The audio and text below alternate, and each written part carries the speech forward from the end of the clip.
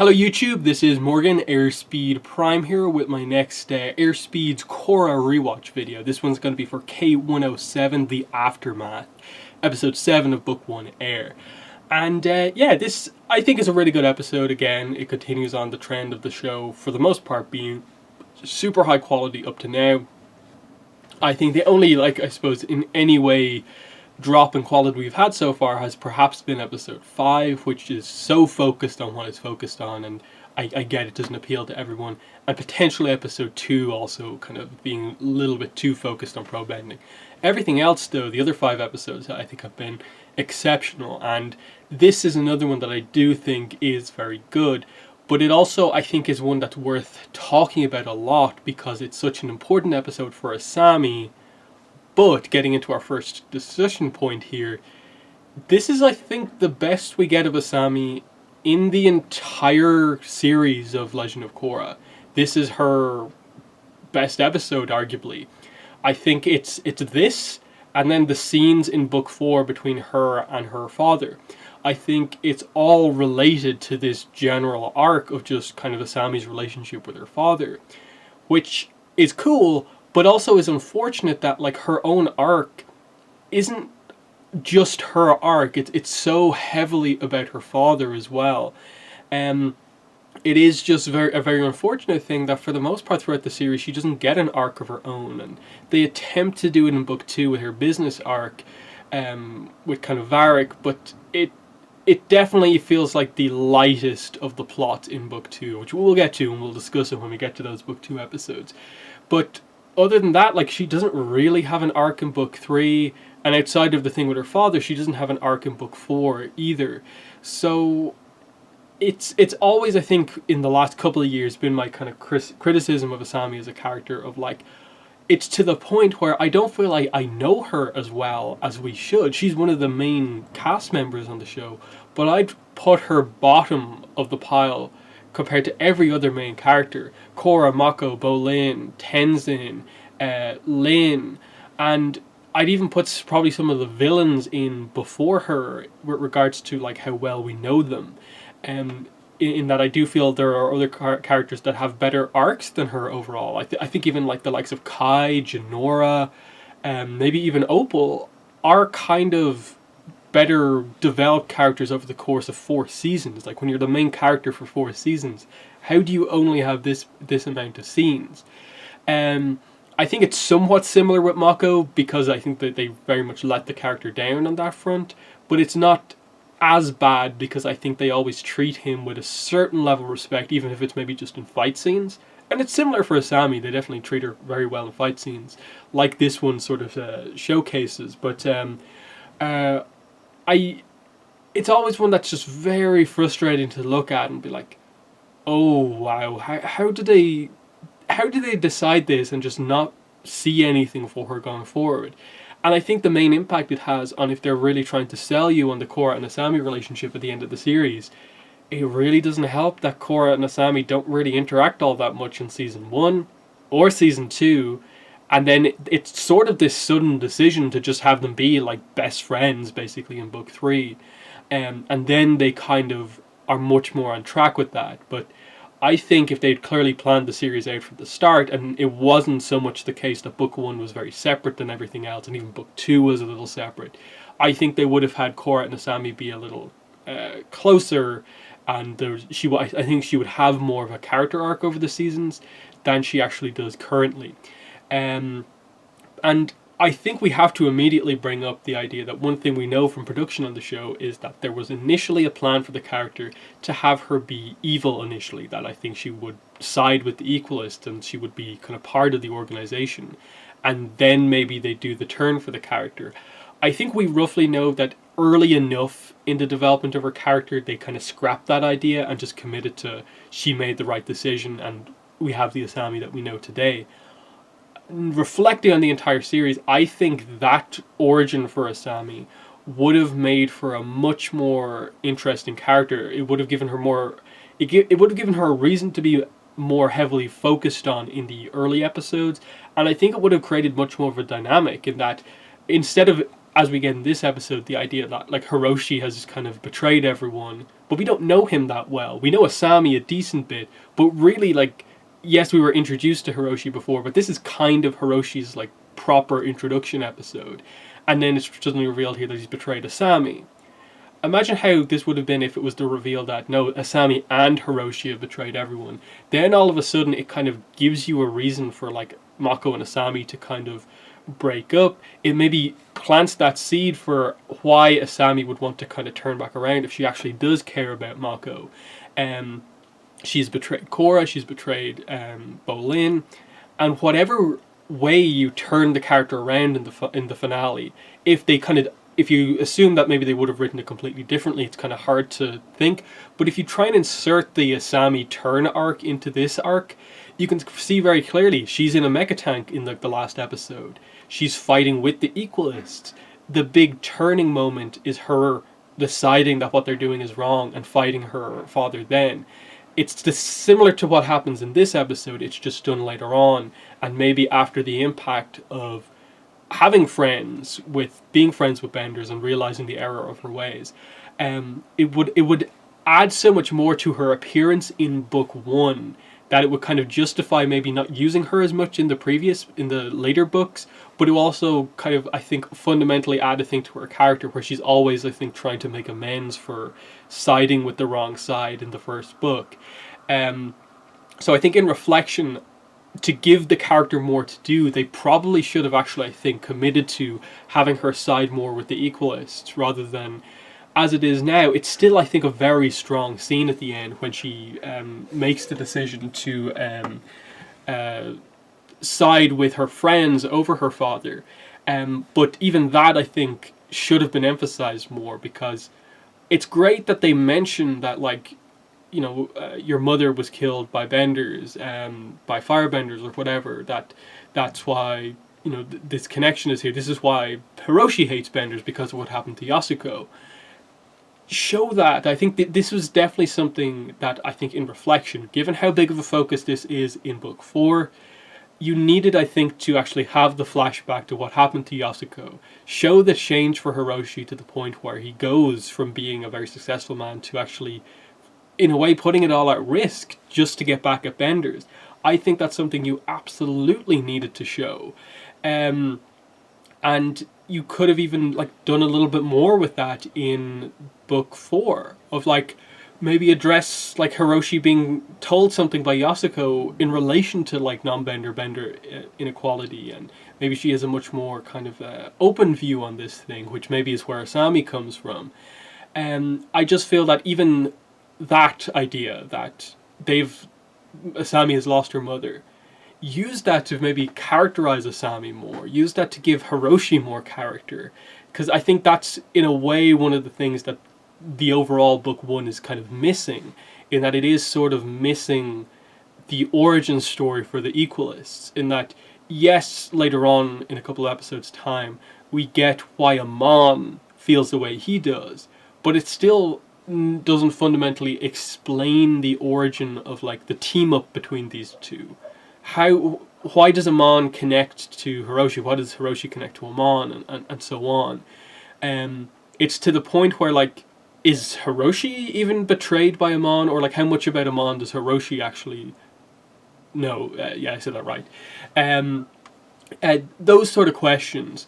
And it's not to say that, like, Asami was bad in this episode or anything like that.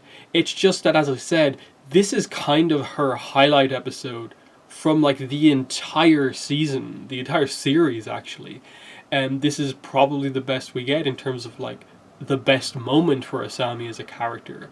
I assume some people would maybe say the Korrasami stuff right at the end is maybe her best character moment, but because obviously a lot of people have issue with maybe the setup for that outside of Turf Wars, it means that in the show itself there's questions, I think, to be asked. And I know there's a lot of Asami fans out there, but I think myself, even the rest of the podcast group, I think one criticism we've always had about reflecting back on Korra has been that, like, yeah, Asami is far and away the kind of weak link of the 4 members of the team. In that Mako you can forgive to some degree, in that it's so obvious that the writers just kind of gave up on the character to some extent. With Asami, it almost just feels like they sort of forgot, for the most part, like what to do with her. And it wasn't just that like they gave up, because it was clear that they put her in like a better position, having her be like Korra's best friend. It's just that they didn't have an arc for her for the most part. But specifically in this episode, we get to see, I suppose, the good side to her, in that she immediately offers the brothers, you know, the chance to stay with her, and it presents a little bit of a conflict of Korra was kind of excited to have the brothers stay with her on Air Temple Island, but Asami has kind of got in ahead of her, and it sort of meant to, I suppose, further the idea for Korra that kind of Asami is kind of getting in the way of this great friendship that she has with the two of them, and Asami's already kind of gotten in the way of kind of her and Mako being a thing. And this episode is meant to kind of, I think, continue on from the end of episode 5, where kind of Korra has a respectful moment with Asami and just says, you know, thank you for you and your father for supporting the team. And it's meant to be like, here's the breakthrough moment for Korra and Asami in terms of them actually being close, because as far as we're aware, like, Asami doesn't really have any reason to dislike Korra. It's just been Korra a little bit jealous of Asami kind of coming in and kind of messing up things for her.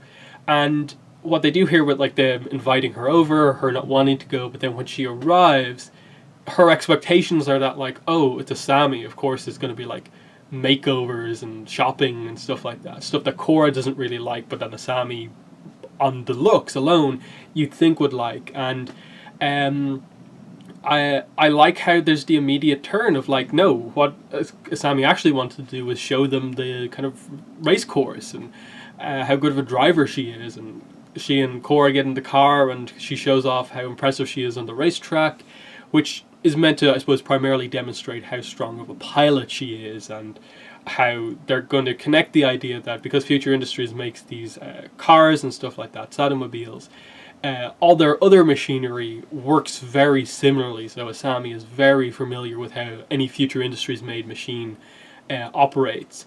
And it's a setup of a bit of her skill set, but also that in the race, which is actually, I think, really well animated, and that it's very different than anything they've really done before. Just complete use of vehicles, and then not kind of military vehicles, just they're animating a racetrack and they're animating cars on a racetrack, and they still get across the idea of like Asami fighting and eventually getting the win in the race, and this being the big kind of turnaround moment for her and Korra, of Korra being very impressed that this is something that Asami likes to do.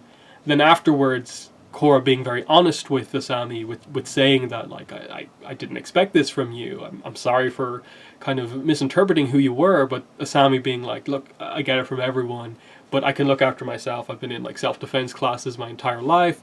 I know how to defend myself, and it's just I think it's a really cool just little moment between the two of them. I think Turf Wars goes completely overboard, obviously, with what it tries to make this scene into, while I think forgetting what happens immediately after this, in that Korra goes upstairs afterwards, overhears Hiroshi, and then effectively the rest of the episode, until I think right at the end, Korra and Asami are sort of at odds, because Korra is kind of behind the reason why Asami and her father kind of come under suspicion in this episode. So I think that sort of gets in the way of like, okay, this is an important moment for establishing like Korra and Asami actually might get along. They have a little bit in common while still being kind of different characters, but there's a friendship that's sort of open here. And then immediately it's just like, no, Korra, what are you doing? And I think this is one thing I do really like about this episode as well. I like Korra sticking to her guns, that she doesn't back down about this. She knows what she overheard. She hears the tone Hiroshi's talking in. It's not just about business. There's clearly something bigger going on here, and given what's just happened, that's the way he's sort of talking about this. This has to be what it is. And I like that she sticks to her guns even when Mako kind of comes out and says, you know, like, if you don't drop this, you know, consider our friendship to be over. And she's kind of just like, if you're going to be that serious, then fine. I know what I heard. But I like that at the end, like Korra often does, it comes down to the fact that, like, okay, we made these decisions at the time, but reflecting the context of the situation, it was understandable that everyone was on edge about this, that they didn't suspect Hiroshi would be like this because he supported the team. And especially for Mako, I like that when Mako comes face to face with Hiroshi at the end, he's the one who really has the kind of like big betrayal moment, that the betrayal is almost kind of more on him than almost anyone else, because he had the meeting with Hiroshi that kind of set up them being the sponsor of the team. He was the one dating Asami the entire time. And to know that her father the whole time was kind of hating that she was with a firebender, and, you know, actively kind of in the background, I suppose, working against him just because he's a bender. It was this big betrayal moment, and how that's where it came from. Like, Mako thought he was actually somewhat of a friends with Hiroshi, but it was the complete opposite for him. So I think the often like undiscussed bit here is just that the betrayal here is like not just on Asami, that Mako also suffers from this betrayal a bit as well, because he's dating Asami and he hears all this stuff from her about Hiroshi, and so he's supporting her, of course, but also he has a certain opinion of Hiroshi himself. But in the end, I like that how Korra doesn't like go all like, I told you so. She's kind of like, no, I understand. Like, it was a crazy situation. Like, I didn't want it to be true, but I stuck to my guns, and they're still friends after this. And maybe they're a little bit more like willing to trust Korra on some of her kind of gut feelings like this. But the result, I think, of a lot of this is obviously that the investigation kind of turns to, okay, where did the Equals get their equipment from? The two main companies would be Future Industries, but also Cabbage Corp. And Cabbage Corp kind of takes the hit for this, but it's obviously clear that they've been framed to a degree, as we know. Which I think is a fun reference, you know, to get to see the Cabbage Merchant statue, as well as Lao Gan Lan saying, you know, not my Cabbage Corp. It's a nice fun reference to like the biggest kind of meme, basically, from Avatar The Last Airbender, that they're the biggest kind of competition for Hiroshi. And then how the investigation continues, it looks like Future Industries is clean, but then they get the tip-off, which later turns out to be, you know, Hiroshi purposefully trying to get all the key players in one place to take them out all at once. And the actual battle scene here in the secret workshop is very well done.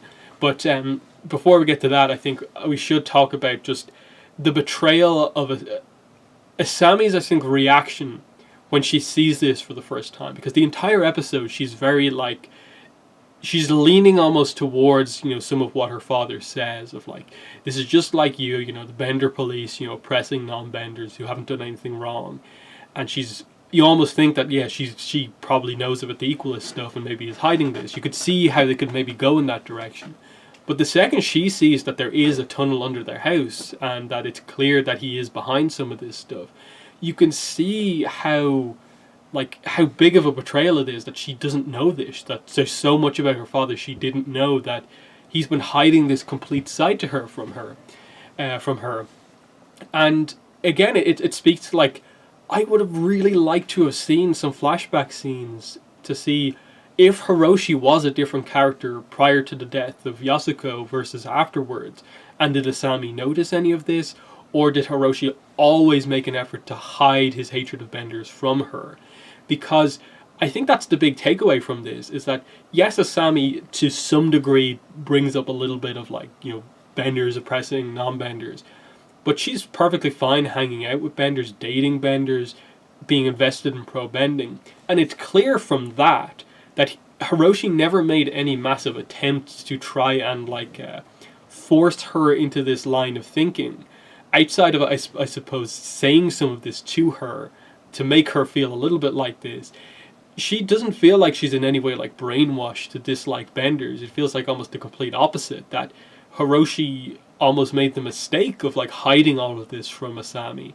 And I think if they had done the, like, Asami is evil road, I think they very much would have had it in such a way where Asami probably was to some degree brainwashed to siding with the Equalists, and she would have been, I suppose, somewhat like of a similar type of character to the Lieutenant. And I sort of wonder, in a way, if the Lieutenant was still a character if they had done that. Because the Lieutenant almost feels like what Asami would have been if she was the evil character. She'd be more of the action-focused character involved in some of this stuff. I could definitely see a way where you could have the lieutenant and Asami be both of the lieutenants for the Equalists to Amon.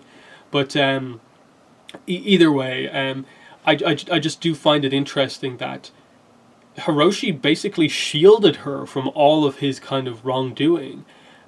But there was always going to be a point where he would have had to have told her some of this stuff.